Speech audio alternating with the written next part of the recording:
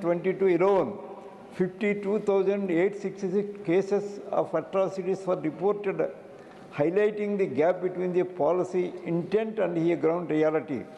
The issue underscores the inefficiency of the protective laws in preventing violence and the continuing vulnerability of marginalized communities.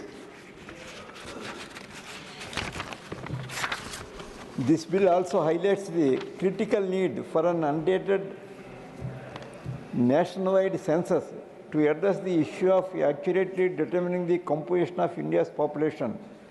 The last census was conducted in 2011, and its data is now over a decade old. The delayed 2021 census has created a vacuum in reliable population statistics, as without prices data, decisions such as constituency delimitation and resource allocation risk being based on outdated figures, potentiality leading to inequalities and inefficiencies in representation. I urge the government to urgently complete the delayed census, and it is not a statistical exercise, but also it is the foundation of the governance shaping policy decisions that affect every citizen. In conclusion, this bill is a significant setup towards political inclusion for scheduled tribes in Goa. However, its success depends on overcoming certain fundamental issues that requires our immediate attention to ensure effective representation for all marginalized communities. With these comments and suggestions, I support this bill, sir. Dhanyavad. Message from Lok Sabha, Secretary General. Sir, with your kind permission, I rise to report that the Lok Sabha at its sitting held on the 11th August 2025 passed the following bills. 1. The National Sports Governance Bill 2025 and 2. The National Anti-Doping Amendment Bill 2025. I lay a copy each of the said bills on the table. Shri Niranjan BC.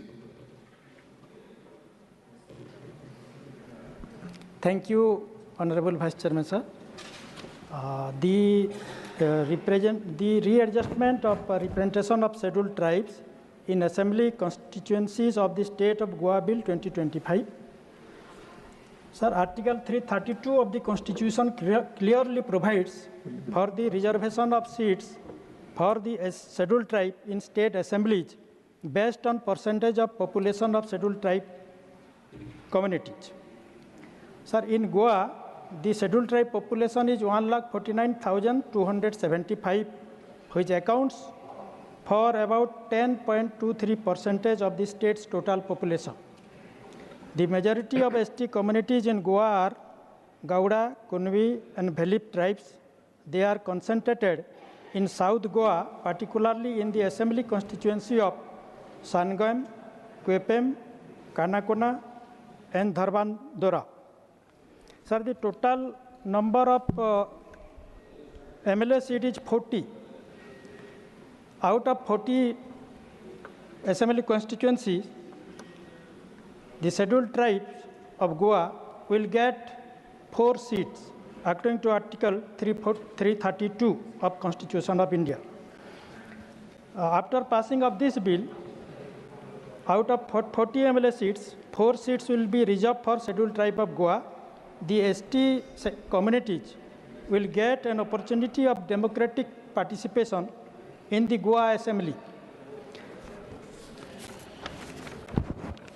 Sir, in the state of Odisha, the PESA Act 1996, which has been enshrined for the protection, preservation, and development of scheduled tribe, and also for the self-governance of scheduled tribes, has not yet been implemented properly. And secondly, according to Article 243D, which meant for the reservation of seat for scheduled tribe in Panchayat Raj institutions like Gram Panchayat, for the seat of Sarpanch, Samiti member, and Block chairman. That has been de-reserved. So, I urge the Government of India to look after this, and Article 243 Clause D of the Constitution of India should be restored. Sir, in our state of Odisha, the Anvesha program, according to Right to Education Act, the ST/SC, poor SC/ST students are allowed to study free of cost in the private English medium school. Our former Chief Minister Sri Naveen Patnaik ji had implemented this scheme under Right to Education Act. Poor ST/SC students are studying free of cost in English medium schools. But during this session, sir, the admission has been stopped. So I request the government to implement, to allow the ST/SC student to continue study. Out of 100 ST communities and parts of our group within the ST communities, which has been recommended by our former Chief Minister Sri Naveen Patnaik ji, these communities which has been wrongly left out has not yet been included. So I urge the government to include the left out ST communities and parts of a group within such ST communities in the list of scheduled tribe in respect of the state of Odisha. Sir, in the state of Odisha, the heinous crime against ST women, girl students of school and colleges and universities are increasing day by day. माननीय सदस्य आपका समय होगा. Thank you, sir. धन्यवाद. Shri Santosh Kumar P, not present.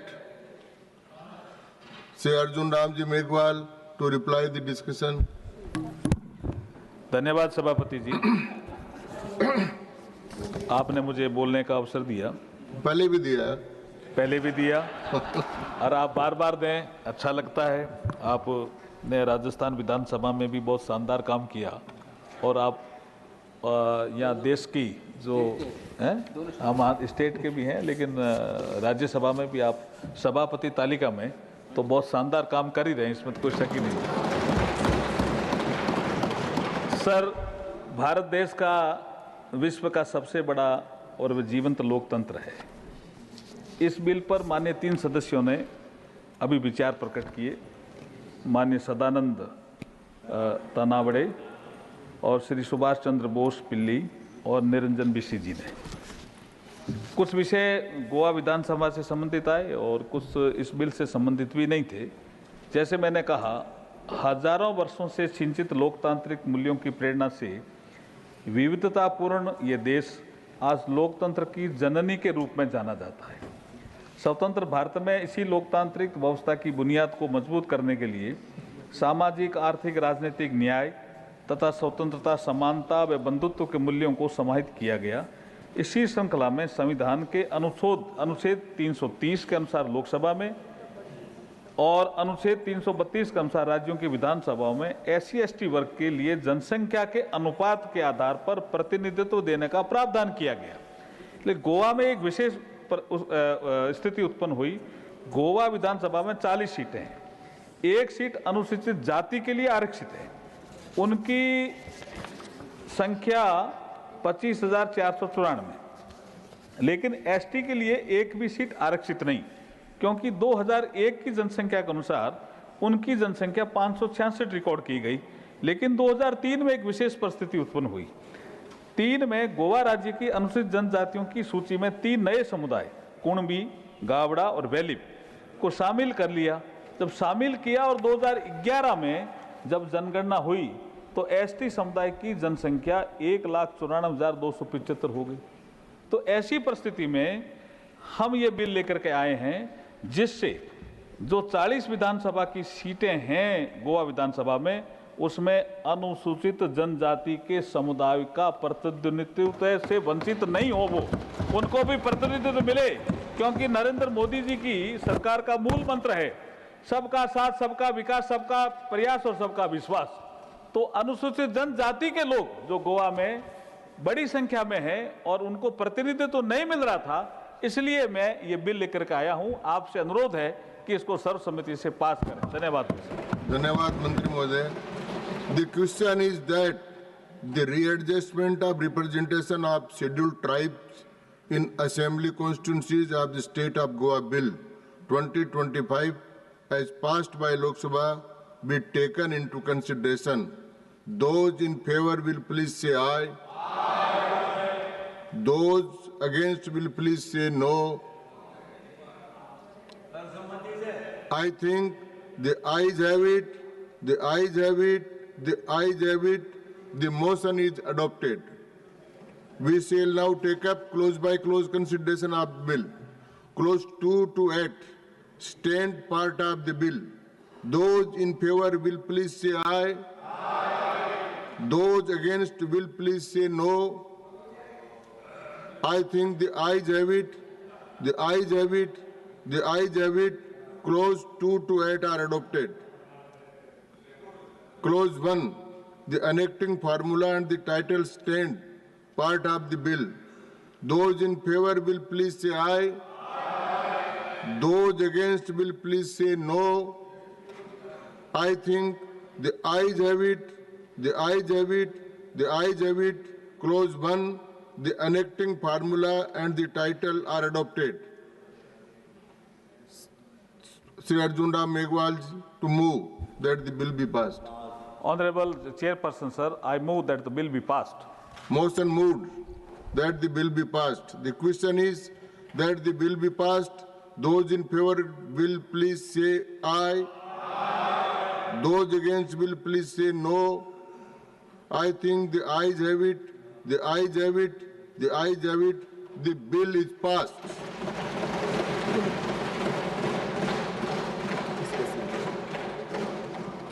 Special mentions, Sri Ajit Madhavrao Gopchade. धन्यवाद सभापति महोदय. My subject is concern over. जो लिखा है वही पढ़ेंगे. हाँ उतना ही पढ़ रहा हूँ जी. Concern over adverse impact of excessive use of mobile phones by children in India. Bharat में बच्चों के बीच मोबाइल फोन का अत्यधिक उपयोग एक गंभीर समस्या बन चुका है. इस आदत का बच्चों के मानसिक स्वास्थ्य पर नकारात्मक प्रभाव पड़ता है. स्मार्टफोन का अधिक उपयोग चिंता, अवसाद और चिड़चिड़ापन उत्पन्न कर सकता है. यह कम उम्र में ही डायबिटीज का कारण बन सकता है. इसके परिणाम स्वरूप मोटापा भी बढ़ सकता है. हृदय की सेहत कमजोर हो सकती है. कम उम्र में बुढ़ापे के लक्षण और बालों का सफेद होना शुरू हो सकता है. लड़कियों में हार्मोनल परिवर्तन भी हो सकते हैं. बच्चों का ध्यान पढ़ाई से हटकर मोबाइल पर केंद्रित हो जाता है, चर्चा नहीं करें आपस में, जिससे उनकी सीखने की क्षमता में कमी आती है. लंबे समय तक मोबाइल का उपयोग करने से आंखों में समस्या, नींद की कमी और मानसिक तनाव बढ़ता है. बच्चों के मोबाइल उपयोग को नियंत्रित करना अत्यंत आवश्यक है ताकि उनका विकास सही दिशा में हो सके. इस गंभीर समस्या को ध्यान में रखते हुए केरल के स्थानीय पुलिस ने 1.5 साल पहले डी-डेड केंद्र स्थापित किए. डिजिटल डी एडिक्शन कार्यक्रम बच्चों को अत्यधिक मोबाइल उपयोग से बचाने का प्रयास कर रहा है. माता पिता को यह सुनिश्चित करना चाहिए कि स्क्रीन पर बिताए गए समय के लिए कुछ नियम बनाए जाए. बच्चों की ऑनलाइन गतिविधियों पर नजर रखने और नियंत्रण के लिए पढ़ाई, खेल और अन्य गैर डिजिटल गतिविधियों को बढ़ावा देना चाहिए. बच्चों को साहित्य पढ़ने के लिए प्रेरित करने के लिए एक व्यापक अभियान शुरू करना जरूरी है. मेरी सरकार से यह मांग है कि इस विषय पर विस्तृत दिशा निर्देश जारी किया जाए.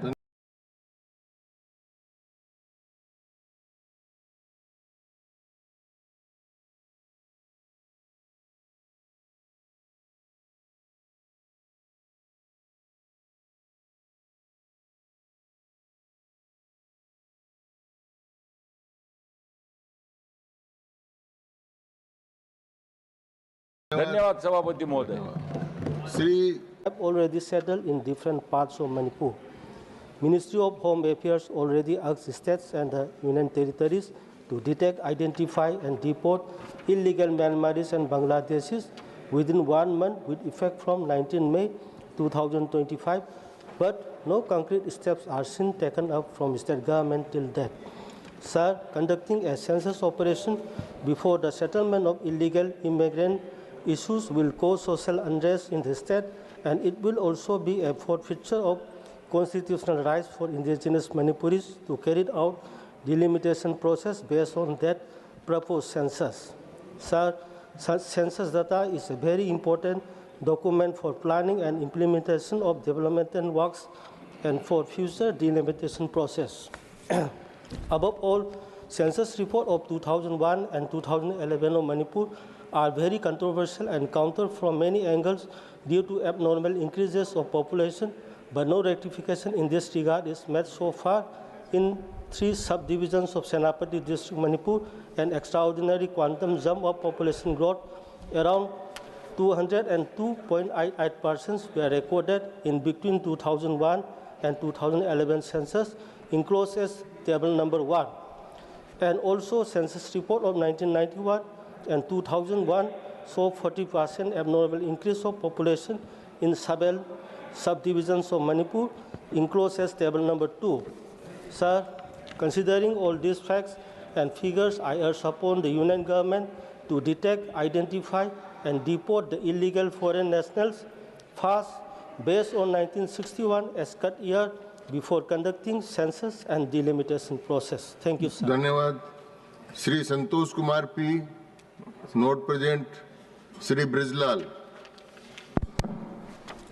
Thank you, Deputy Chairman, sir.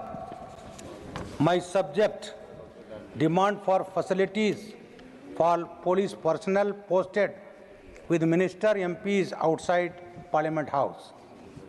Police personnel posted with minister and MPs, etc., are not allowed to enter Parliament complex as a matter of policy. These police personnel keep on sitting in the open outside the Parliament complex and also have to face extreme weather conditions without any formal sitting cover area for them. They have no place to go for toilet even during medical emergency, as there is no relief arrangement for them. I would urge for making some immediate arrangement for deployment of some AC mobile vehicles with inbuilt toilet arrangement to provide these police personnel some physical, mental, and medical relief. These mobile vans can be deployed at all working gates on the need-based basis. These police personnel who protect minister, MPs, etc., and provide security to them needs care and protection. There is a need to come to their rescue and provide them the said relief immediately. I urge the government to look into it. Thank you, Chair. Sri Raghav Chadda, not present. Dr. K. Lakshman. Thank you, sir. This is a subject concern over constitutional and developmental invisibility of denotified, nomadic, and semi-nomadic tribes, DNTs. I wish to draw the attention of the government towards one of the most deprived and historically marginalized communities, that is the denotified, nomadic, and semi-nomadic tribes. It is estimated their population has reached 25 crore today. These communities have long history of resistance against foreign invaders and British rule. However, the colonial regime unjustly labeled them as criminal tribes under a series of legislation. Though the Criminal Tribes Act was repealed in 1952, these communities have remained excluded from the constitutional framework ever since, with no dedicated article, no mention in any schedule, and no category in reservations. Due to their nomadic culture, these people have no permanent housing, education, or any health care. Under Modi's government, 44,000 of them have been benefited from the Scheme for Economic Empowerment of DNTs, that is SEEDS, scheme by the present government. Still, many of them remain at the margins and are systematically invisibilized. I urge the government to include a separate column for DNTs in the upcoming caste-based census. This critical step will provide necessary data for evidence-based policy making and help ensure justice, recognition, and development for these long neglected citizens of our democracy, and also to consider to form a dedicated DNT, NT, SNT commission as recommended by the Dada Idate Commission. Thank you. धन्यवाद. Dr. Sikandar Kumar, concern over problems of adulteration in food items. Sir, my special mention is on concern over problem of adulteration in food items. उपाध्यक्ष महोदय, मैं सरकार का ध्यान भारत में खाद्य पदार्थों में मिलावट की एक गंभीर समस्या की ओर आकर्षित करना चाहता हूं। भारत में खाद्य पदार्थों में मिलावट सार्वजनिक स्वास्थ्य, खाद्य सुरक्षा और उपभोक्ता अधिकारों के लिए गंभीर खतरा बन गई है। कोई भी खाद्य पदार्थ मिलावट के अवैध कारोबार से अछूता प्रतीत नहीं पड़ता है। आजकल बाज़ार में हल्दी में पीली मिट्टी, पीला एनिलिन डाई, मेटानिल जैसे गैर अनुमत रंग, काली मिर्च में पपीते के बीज, मिर्च पाउडर में लाल रंग, ईंट पाउडर, बालू, रोडामाइन, मसालों में बुरादा, कैंसरकारी कीटनाशक एथिलीन ऑक्साइड, दाल चावलों में कंकड़, देसी घी में वनस्पति तेल मिलाकर, आइसक्रीम में ब्लास्टिंग पाउडर, दूध और दूध से बनी वस्तुओं में मिलावट की आम बात हो गई है। बाज़ार में व्यापारी धड़ल्ले से मिलावटी खाद्य पदार्थ बेच रहे हैं। उन्हें किसी कानून का कोई डर नहीं है। खाद्य पदार्थों में मिलावट देशवासियों के स्वास्थ्य और राष्ट्र को बड़ा नुकसान पहुंचाती है। मैं सरकार से विनम्र निवेदन करना चाहता हूं कि इस मिलावट की समस्या को प्राथमिकता से देखते हुए भारतीय खाद्य सुरक्षा और मानक प्राधिकरण FSSAI को खाद्य सुरक्षा कानूनों को प्रभावी ढंग से लागू करने के लिए व्यापक उपाय करने के निर्देश दिए जाएं, ताकि देशवासियों को सुरक्षित और पौष्टिक भोजन उपलब्ध हो सके। धन्यवाद। धन्यवाद डॉक्टर साहब। Doctor John Brittas, not present. Shri Kesari Dev Singh Jhala. Thank you, Deputy Chairman, sir. So my subject is a demand for the establishment of a dedicated cadre for wildlife veterinary services. So I rise to draw the attention of the government to a matter of urgent national importance, which is the urgent need to establish a dedicated cadre for wildlife veterinary professionals within the forest departments across India. So India is home to some of the world's most iconic and endangered wildlife species, including and not limited to elephants, tigers, leopards, and rhinos. Yet, despite the increasing frequency of human-wildlife conflict and the growing need for specialized care in rescue, rehabilitation, and disease management, there is no dedicated cadre of wildlife veterinarians in most states. Existing veterinarians, sir, are often deputed from the animal husbandry department, leading to a loss of field experience and continuity in wildlife care. Sir, some states, such as the state of Madhya Pradesh, have taken progressive steps by creating a separate cadre for wildlife veterinarians. It is imperative that all states, especially those with high biodiversity and conflict zones, follow suit. So a dedicated cadre would ensure timely response to wildlife emergencies and conflict situations. It would ensure specialized training in tranquilization, rescue, and rehabilitation. It would ensure disease surveillance and outbreak prevention in forest ecosystems, and also the long-term conservation through consistent veterinary support. Through you, sir, I urge the government to take immediate steps to formulate a national policy for the creation of a wildlife veterinary service cadre with appropriate budgetary support and training infrastructure. धन्यवाद।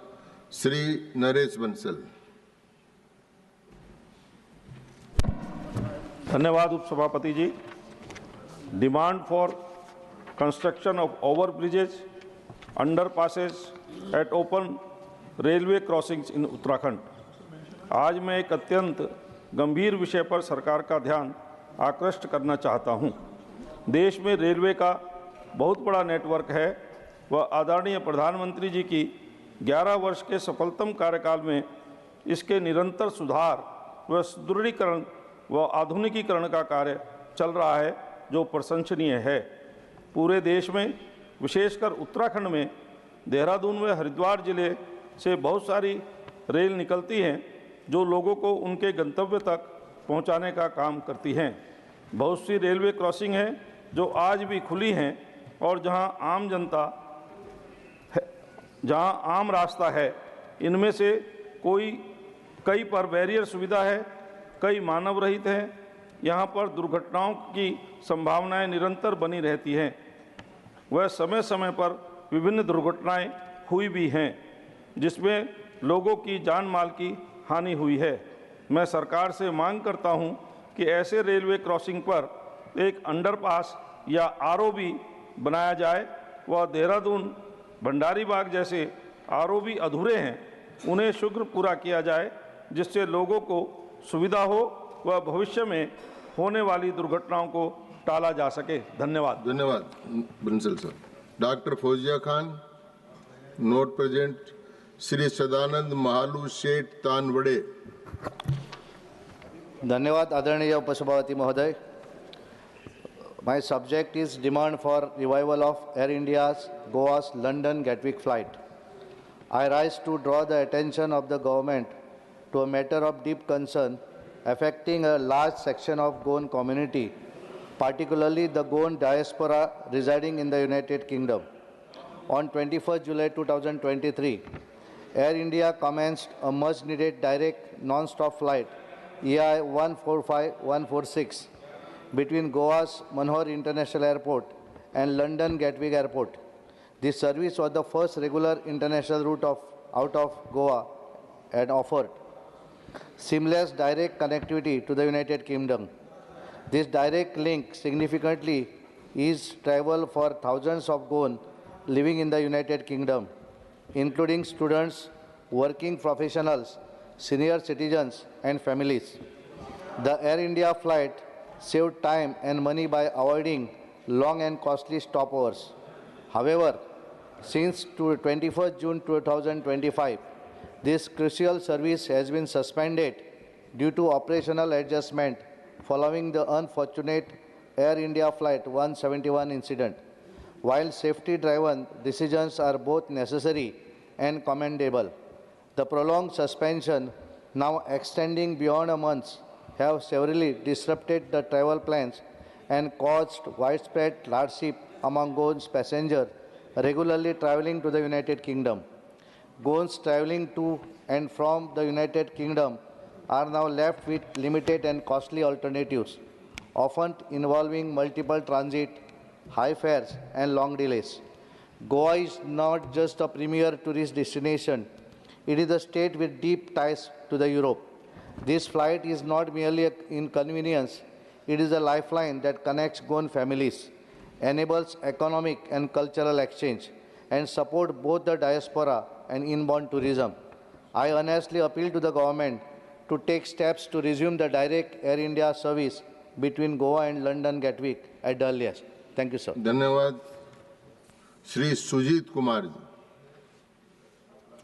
Sir, I rise to draw the attention of the government to the need for establishing a Dak Ghar Niryat Kendra, DNK in short, in Kalandi district of Odisha. Sir, I would like to thank and commend our visionary Prime Minister Shri Narendra Modi ji and the India Post for their Dak Ghar Niryat Kendra initiative, which has been opened in 1,000 locations across the country to facilitate international exports through its vast network. Approximately 18,000 exporters have been onboarded on the DNK portal. As per 2011 census, Kalandi has a 28.5% tribal population, accounting for more than a quarter of the district's population, who are largely dependent on traditional and micro enterprises for livelihood. Yet, they remain largely untapped in terms of access to wider markets. While Odisha currently has 35 operational DNKs, Kalandi is yet to have even a single DNK, which hampers their access to international market. Kalandi records an average of around 70 new MSMEs registrations annually.